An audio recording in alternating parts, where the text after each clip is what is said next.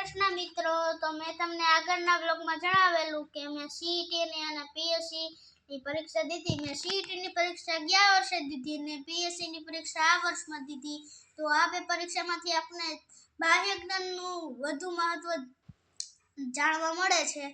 તો મારું બધાને એ જ કહેવું છે કે આપણે બાહ્ય જ્ઞાન હોવું ખૂબ જ જરૂરી છે. આપણે કોઈક 5 પ્રશ્ન પૂછે બાહ્ય જ્ઞાનના, તો આપણે એમાંથી 4 પ્રશ્ન તો ઓછામાં ઓછા આવડવા જ જોઈએ.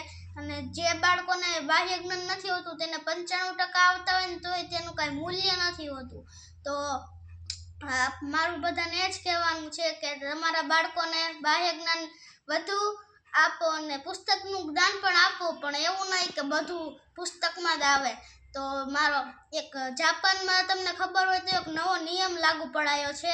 બાળકોને ત્યાં શિક્ષણમાં નહીં પણ વધુ બાહ્ય જ્ઞાનમાં ભણાવવામાં આવે છે.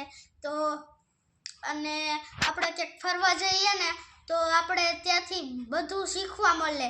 તો જો તમને ખબર હોય તો આપણા જૂનાગઢ જિલ્લામાં શિવરાત્રિનો મેળો ભરાયો હતો.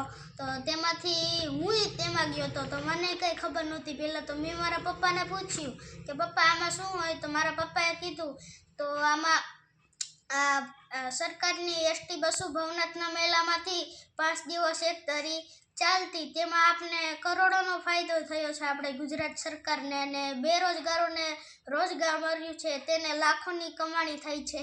તો મારું બધાને એ જ કહેવું છે કે આપણા બાળકોને બાહ્ય જ્ઞાન પણ આપો અને પુસ્તકનું જ્ઞાન પણ આપો. ને હા, તો જે લોકો તે કહેતા હોય ને કે સરકારીમાં ભણતા હોય તેને જ્ઞાન ન હોય, તો એવું નથી. હું પણ એક સરકારીમાં જ ભણતો બાળક છું. મારે 90+ જ આવે છે, કારણ કે મારું ટ્યુશન પણ નથી, કારણ કે ત્યાંના શિક્ષકો તેવી રીતના મેથડથી ભણાવે છે.